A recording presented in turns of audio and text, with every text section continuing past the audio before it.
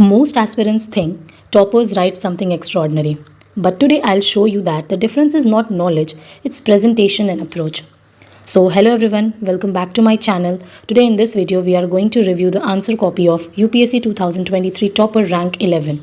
And if you are preparing for mains 2026, 27 or upcoming years, then this video can change the way of your answer writing. Major approach in this video would be to understand how a topper interprets the question, secondly, how they structure the answer, how much content versus clarity matters to you all, and most importantly, what you should copy and what you should avoid. So watch this video till the end. So we will read the question first and then we'll try to analyze and review what was going in that topper's mind before answering this question. Okay. So the question is that technical efficiency ensures resource utilization and social efficiency ensures fulfillment of social needs. What does ethical efficiency ensure? Okay. Do you think ethical efficiency is more important than technical and social efficiency? Why and why not? आप लोगों ने question को पढ़ लिया अच्छे तरीके से and आप लोगों को समझ में भी आ गया कि किस तरीके से आंसर को आप लोग प्रोसीड करेंगे. So I will give you all 5 to 10 seconds कि आप अपने एक सबसे पहले मैं आपको इस वीडियो में रिक्वेस्ट करूंगी कि आप एक आंसर कॉपी या आप एक नोटबुक या फिर एक प्लेन शीट लेकर के आप अपने साथ बैठे रहें and whatever I tell you all आप उस चीज़ को ग्रैब करने की कोशिश करें एंड अगर आपको ये वीडियो इन्फॉर्मेटिव लगेगी तो आप इसमें से कुछ चीज़ों को नोट डाउन करने की कोशिश करें. ठीक है. फर्स्टली मैं आपको 5 to 10 सेकेंड्स दूंगी. आप अपने आंसर का इस क्वेश्चन को पढ़ करके without seeing the toppers answer approach आप अपने आंसर का एक रोड मैप बना लीजिए कि आपको किन मेजर हेडिंग्स में आपको अपने आंसर को ब्रेक करना है एंड आपको किस तरीके से अप्रोच करना है. आपको आंसर का कंटेंट नहीं बताना है, बस आप अपने माइंड में या उस कॉपी पे या उस शीट पे आप उसको बस एक ब्रेक करके आंसर को कैसे प्रोसीड करना है वो just 5 seconds it will take and आप लोग ये काम करने की कोशिश करिए ताकि at the end of this video आप अपने आंसर एंड टॉपर के आंसर के बीच में आप एक बाइफर्केशन करने की कोशिश कर पाएंगे कि कहाँ आप लैग कर रहे थे एंड टॉपर ने उस चीज़ को क्लिक कर लिया एंड वो आज वो मेरिट लिस्ट में है. सो आने वाले दिनों में हमारा भी वो नाम वो मेरिट लिस्ट में हो जाए. सो ओके, आई होप आप लोगों ने ये चीज़ें को क्लियर करने की कोशिश किया कि आपको किस तरीके से इस आंसर को प्रोसीड करना है. अब हम लोग एनालाइज करने की कोशिश करते हैं कि रैंक 11 टॉपर ने क्या तरीका अपनाया था इस क्वेश्चन को आंसर करने का. ठीक है. इन्होंने पहले क्या किया, ethical efficiency is the missing piece of the puzzle that ensures technical and social efficiency accomplish the goal of national progress. इन्होंने एक बेसिक इंट्रोडक्शन दिया एथिकल एफिशिएंसी पे. इसमें पूछा गया है question technical efficiency and social efficiency, but जो major question इसमें पूछा गया था एथिकल एफिशिएंसी इंश्योर्स, तो वो पार्ट ऑफ द क्वेश्चन को इन्होंने पिक किया एंड उससे इंट्रोडक्शन इन्होंने तैयार करने की कोशिश की. ठीक है. तो that I think it's a very good approach कि अगर 2-3 चीज़ों के बारे में पूछ रहा है तो आप एक मिडिल पाथ को अपनाएं एंड मिडिल पाथ के थ्रू आप उस आंसर को प्रोसीड करने की कोशिश करें. जब यहाँ पर technical efficiency, social efficiency and ethical efficiency तीनों वर्ड का जिक्र किया गया है एंड टॉपर ने इस आंसर को बस इस तरीके से प्रोसीड किया कि एथिकल एफिशिएंसी को इन्होंने इंट्रोडक्शन का पार्ट बनाया. ठीक है. नेक्स्ट हम लोग आगे बढ़ते हैं. सबसे अच्छी चीज़ आपको ये चीज़ दिखेगी कि इनके आंसर कॉपी में ये चीज़ मैं लास्ट में डिस्कस करूँगी कि आप लोगों ने कंक्लूजन क्या निकाला, हमने इस आंसर से कंक्लूजन क्या निकाला. टेक्निकल एफिशिएंसी अब आगे इनका आंसर क्या है कि technical efficiency ensures resource utilization. तो सबसे पहले इनका अप्रोच क्या है इस क्वेश्चन को आंसर करने का, ये क्वेश्चन के स्टेटमेंट को ये ब्रेक करते हैं. जैसे पहला स्टेटमेंट दिया गया technical efficiency ensures resource utilization, तो इतने पार्ट को इन्होंने बस डील किया एंड इतने पार्ट से इन्होंने 3 पॉइंट दिया, ज़्यादा पॉइंट नहीं दिया, बस 3 पॉइंट ही लिखा. That technical efficiency ensures resource utilization, human resource, economic resource, social resource and उसके साथ साथ उन्होंने एक एक एग्जाम्पल सबके साथ दे दिया. आई टेल यू ऑल कि एग्जाम्पल देना अपने स्टेटमेंट्स के साथ ये बहुत अच्छा अप्रोच माना जाता है जिससे कि आपके पॉइंट को वो एक एक्स्ट्रा क्लैरिटी मिलती है और वो एक एक्स्ट्रा वेगेंट ऐड कर देता है उस चीज़ में. से ह्यूमन रिसोर्स में Agnipath in arm forces, economic resource में audit by the CAG, social resource में Darpan posted bye NITI Aayog to work with NGOs. तो कहीं ना कहीं इनके इस ह्यूमन रिसोर्स के पॉइंट अगर वो ऐसे ही लिखे होते तो उनका आंसर थोड़ा सा वेगनेस की तरफ जाता, बट ये एग्जाम्पल को लिखना कहीं ना कहीं यहाँ पे इनको एक एक्स्ट्रा पॉइंट या एक्स्ट्रा मार्क्स फेच कराने की कोशिश करेगा. ठीक है. इनका पहला अप्रोच तो था ये आधे एक क्वेश्चन जो कि लंबा सेंटेंस है उन्होंने इस क्वेश्चन को बहुत बिट में तोड़ा. नेक्स्ट उन्होंने किस पार्ट में तोड़ा है, social efficiency ensures fulfillment of social needs. Next part वो लिखा ही है, social efficiency ensures fulfillment of. Okay, आपको यहाँ पे दिख नहीं रहा होगा बिकॉज मैंने यहाँ पे बहुत ज़्यादा यूज़ कर लिया है. एक सेकेंड में आपको रब करके दिखाने की कोशिश करती हूँ. ठीक है, 1 सेकेंड.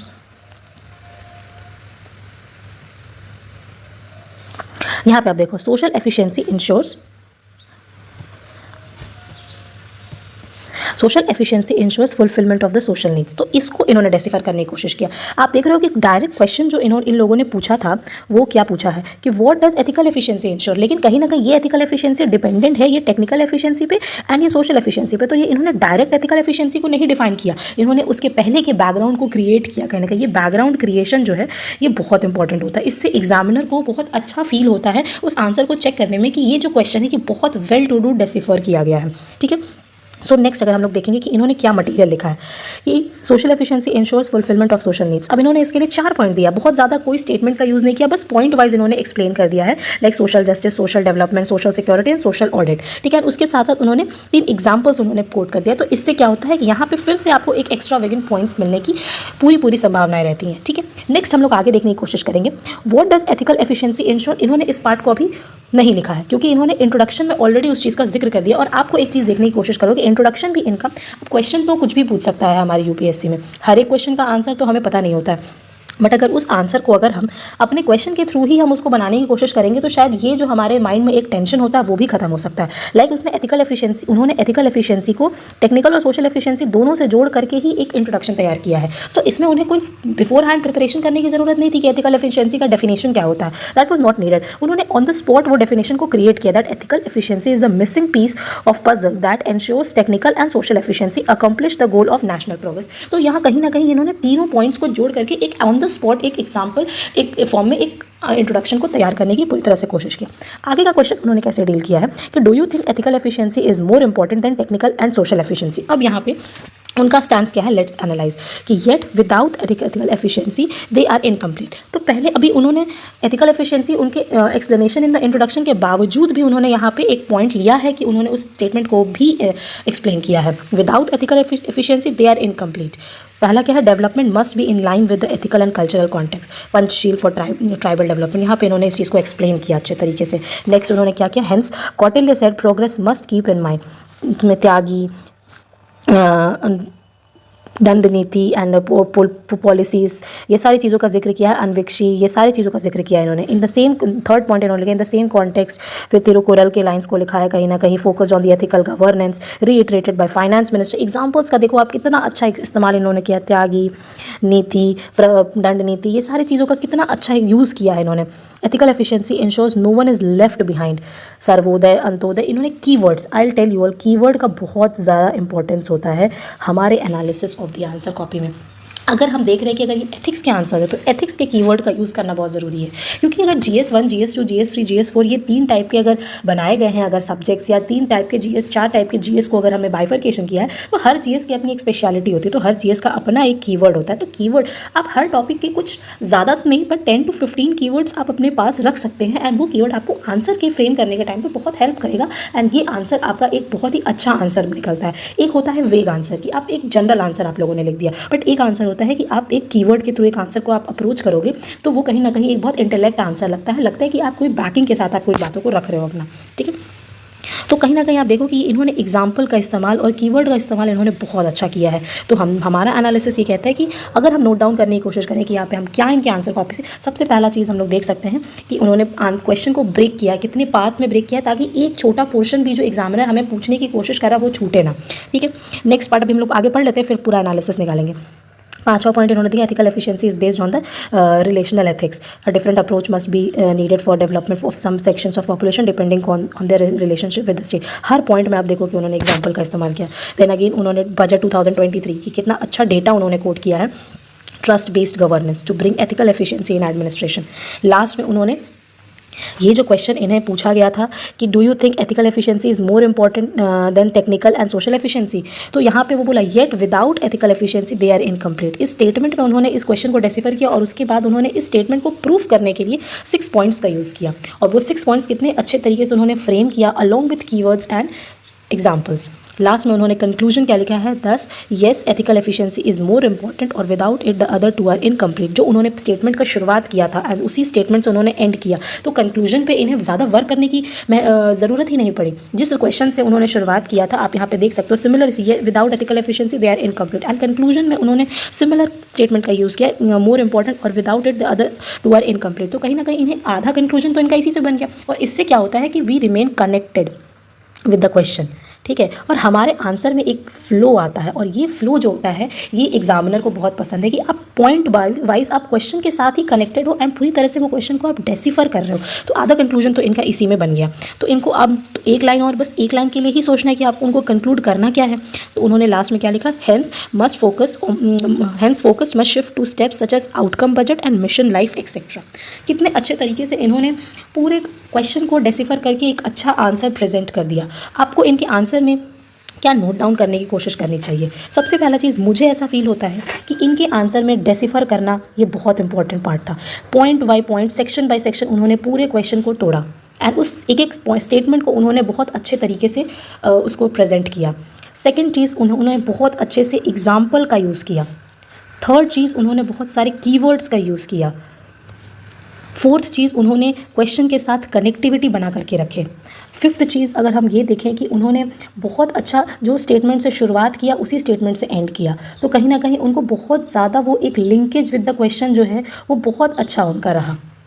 तो अगर आप ये देखो कि इसमें कोई क्या एक्स्ट्रा नॉलेज की ज़रूरत थी, क्या उसमें एक्स्ट्रा नॉलेज की ज़रूरत थी। जो स्टार्टिंग में मैंने आप लोगों से बोला था कि इट इज़ नॉट दैट कि most aspirants think that toppers right something extraordinary, but it is not that. I have clearly shown you the difference is not knowledge but it's the presentation and it's the approach, कि किस तरीके से आप approach कर रहे हो। हो सकता है कि कोई ऐसा टॉपिक आपको पूछा गया हो एंड उस टॉपिक के बारे में आपको ज़्यादा नॉलेज नहीं है, बट आपने बैकग्राउंड में बहुत सारे उससे रिलेटेड टॉपिक्स पढ़े हैं, तो उन रिलेटेड टॉपिक्स के साथ आप वो एक सिमिलैरिटी बना करके एंड क्वेश्चन को अच्छे से डेसिफर करोगे तो कहीं ना कहीं you will make it to. So decipher करना is the most important thing what I need. I will suggest you all कि आप उसके साथ लिंक बना करके रखता है, आपके साथ क्वेश्चन की लिंक बना के रखता है। सबसे पहली चीज़ एक और मैं आपको बताने की कोशिश करूँगी कि क्वेश्चन जो पूछा है वो आपको आंसर करना है, आपको जो आता है वो क्वेश्चन में आंसर नहीं करना है, ठीक है। इनके कुछ और पॉइंट्स जो कि इनको बोनस दिलाया होगा आंसर में, तो वो हम लोग फिगर आउट कर सकते हैं कि hand writing was very simple, that was not fancy. तो आपको ऐसा बिल्कुल सोचने की ज़रूरत नहीं है कि हैंड राइटिंग मेरी ख़राब है। हैंड राइटिंग वॉज सिंपल, इनकी hand writing that is not very fancy but normal hand writing है, जो कि आप देख सकते हो, शायद आपकी इनसे बहुत अच्छी हैंड राइटिंग होगी। सो हैंड राइटिंग वॉज सिंपल, ठीक है। दूसरी चीज़, स्पेसिंग का मतलब ये नहीं होता है कि आपको गैप्स लीव करना है। स्पेसिंग का ये मतलब होता है कि आपको हर part of the answer sheet को आपको बहुत अच्छे तरीके से यूटिलाइज़ करना है, ठीक है। तो that spacing was very clean and examiner friendly. आपको कहीं भी वहाँ पे बहुत ज़्यादा कट एंड ये चीज़ें नहीं देखने को मिलेगी। बहुत अच्छे से उन्होंने ये लाइंस का यूज़ किया है, ये तरीका जो होता है कि हाँ ये पार्ट मैंने डील कर लिया, अब आपको नेक्स्ट पार्ट की तरफ मैं आपको लेकर के जा रहा हूँ। मैं आपको एक बार इसको क्लीन करके बहुत अच्छे से इसको दिखाने की कोशिश करती हूँ कि इनका जो अप्रोच था वो कहीं ना कहीं ये, आप ये देखो, ये सिमिलैरिटी, ये एक लाइन उन्होंने ड्रॉ करा है, हाँ ये पार्ट ऑफ द क्वेश्चन मैंने डील कर लिया, अब नेक्स्ट पार्ट में मैं जा रहा हूँ। देखो आप हर जगह आप ये चीज़ देखोगे कि इन्होंने इस चीज़ को बहुत अच्छे से डील करने की कोशिश की। अब ये पूरा पार्ट इन्होंने लिया और लास्ट में इन्होंने कंक्लूजन किया है, और इन्होंने बहुत अच्छा एक अप्रोच लिया है कि इन्होंने जहाँ भी इनको चाहते थे ये कि एक वो आई कैचर बने। आई कैचर इज़ वेरी इंपॉर्टेंट, कि आप ये चाहते हो कि एग्जामिनर वो आई, उनके आंखों के सामने वो चीज़ आए, तो आई कैचर। तो उन्होंने उस आई कैचर के लिए बॉक्सेस का यूज़ किया है, कहीं ना कहीं वो बॉक्सेस का यूज़ किया, कैप्स लॉक का यूज़ किया है। कैप्स लॉक ये सब प्रेजेंटेशन का एक तरीका होता है, ठीक है। और अगर कोई भी आंसर एग्जामिनर फ्रेंडली होना चाहिए। Each answer should look easy to scan in just 2 to 3 minutes. आपको अगर वो एग्जामिनर आपके आंसर को डेसिफर कर लेता है इन जस्ट 2 to 3 मिनट्स, तो कहीं ना कहीं उसके लिए एक क्योस नहीं होता है, एंड उन्हें क्योंकि बहुत सारे आंसर कॉपीज़ को रिव्यू करना होता है। तो अगर आपके आंसर कॉपी वो इतना ज़्यादा मेसी होगा, तो वो आपके आंसर कॉपी पर अगर वो 10 मिनट अगर वो इन्वेस्ट करेगा, तो कहीं ना कहीं वो आपके मार्क्स का डिडक्शन ही होगा। सो एग्जामिनर फ्रेंडली होनी चाहिए हमारी answer copy, okay. In short मैं आपसे यही बोलने की कोशिश करूंगी कि if your answer looks structured, the examiner already feels positive for your answer. Diagrams ज़रूरी हो ऐसा ज़रूरत नहीं है। कहीं किसी आंसर में डायग्राम आपको लग रहा है कि ये रेलेवेंट है तो डायग्राम आप बनाओ, नहीं लग रहा है आप वो डायग्राम मत बनाओ। ऐसा कोई हार्ड एंड फास्ट ये रूल नहीं है कि आपको डायग्राम बनाने हैं। Diagram makes the answer more presentable. Keywords आप जहाँ भी यूज़ करो उसको आप अंडरलाइन करो, या फिर आप उसको बॉक्स में यूज़ करो।